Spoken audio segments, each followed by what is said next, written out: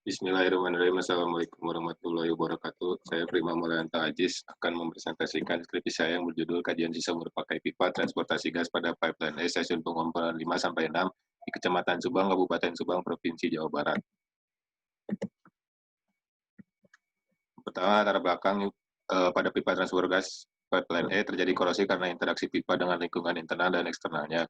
Dan kedua, kerugian akibat korosi yaitu terjadinya pengurangan ketebalan pipa yang menyebabkan kebocoran dan sisa umur pakai pipa menjadi rendah. Ketiga, perlukan inspeksi dan monitoring korosi pada pipa transportasi gas agar kegiatan transportasi gas tidak terganggu. Tujuan penelitian pertama mengetahui jenis korosi yang terjadi pada pipa transportasi gas, mengetahui metode pengendalian korosi yang diterapkan pada pipa transportasi gas, yang ketiga mengetahui laju korosi, dan keempat mengetahui sisa umur pakai pipa. Ini diagram alir, jadi ada data primer dan data sekunder. Yang pertama data primer itu pH tanah, resistivitas tanah, umur desain pipa, umur pakai pipa, dan tebal aktual pipa. Sedangkan data sekunder meliputi spesifikasi material pipa, spesifikasi gas, metode pengendalian korosi, dan lingkungan.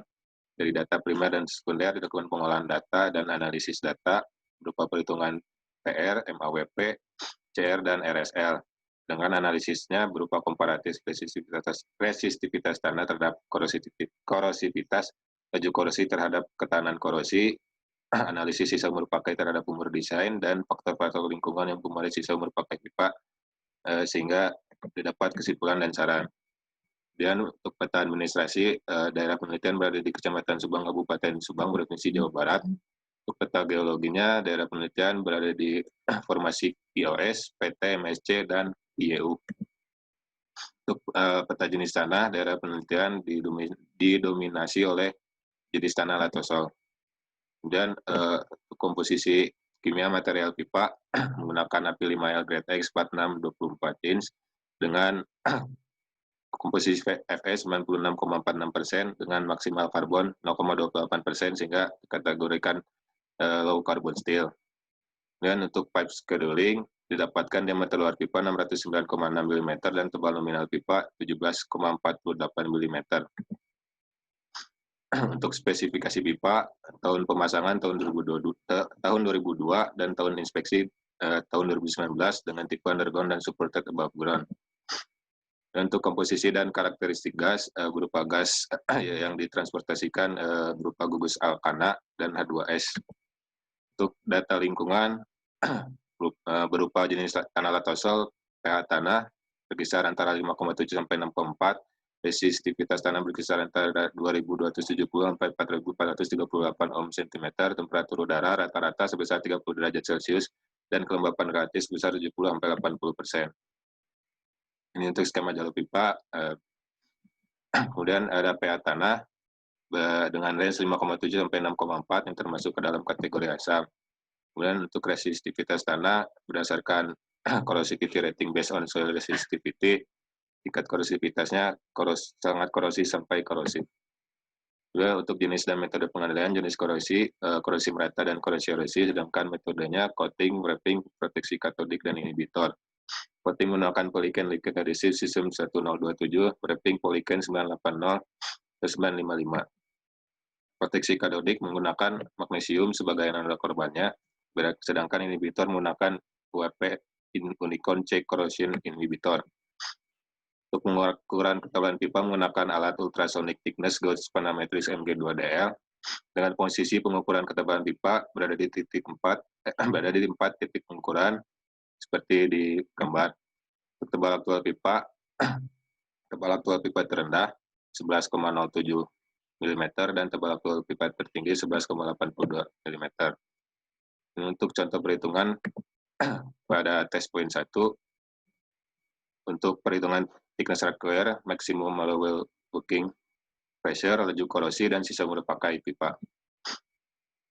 Untuk laju korosi dan sisa umur pakai pipa, laju korosi terendah dan sisa umur pakai pipa tertinggi berada di tes poin 2, dan sedangkan laju korosi tertinggi dan sisa umur pakai terendah berada di tes poin 11. Ini untuk grafik pengukuran ketebalan pipa yang tertinggi 6,41 mm, yang terendah 5,66 mm. Untuk laju korosi pipa tiap tes poin yang tertinggi 0,3771 mm per tahun dan yang terendah 0,3329 mm per tahun. Untuk hubungan antara laju korosi dengan pengurangan ketebalan pipa dapatkan regresi sebesar 0,999 yang berarti sangat terkait antara laju korosi dengan pengurangan ketebalan pipa. Sedangkan untuk grafik sisa umur pakai, kita test point terbesar 20,71 tahun, yang terendah 16,30 tahun. Dan ini untuk grafik hubungan antara resistivitas tanah terhadap laju korosi pipa.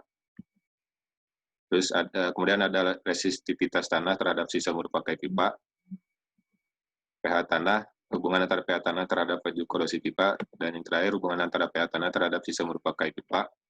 Yang dari keempat grafik tersebut menunjukkan regresi yang kecil yang berarti hubungan antara keduanya sangat tidak terkait.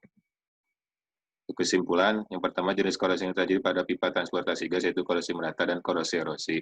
Untuk yang kedua, metode pengendalian secara eksternal, metode coating, menggunakan polycan liquid adhesive sistem 1027, metode wrapping menggunakan polycan 980/955, metode proteksi katodik sistem anoda korban menggunakan magnesium sebagai anoda korban, sedangkan metode pengendalian korosi internal dengan inhibitor menggunakan Wapet Unicorn C corrosion inhibitor.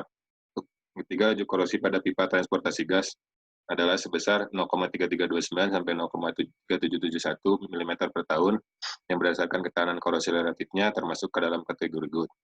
Untuk sisa umur pakai pipa pada pipa transportasi gas adalah sebesar 16,30 sampai 20,711 tahun yang berarti pipa masih dapat digunakan melebihi umur desainnya sebesar 25 tahun. Untuk sarannya, yang pertama, evaluasi terhadap jenis dan konsentrasi inhibitor yang digunakan, dan yang kedua, diperlukan inspeksi yang lebih intensif terhadap test point, terutama pada pipa belokan dan pada test point yang mempunyai tingkat korosivitas yang tinggi.